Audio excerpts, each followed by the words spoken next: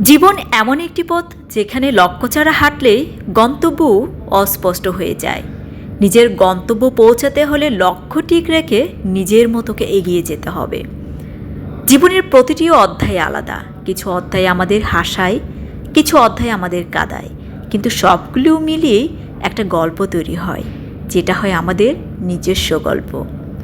কষ্টকে কখনো নিজের দুর্বলতা ভেবো না, এটি সেই আগুন যা তোমার মনের ভেতর থেকে নতুন আশা আর সাহস জাগিয়ে তোলে।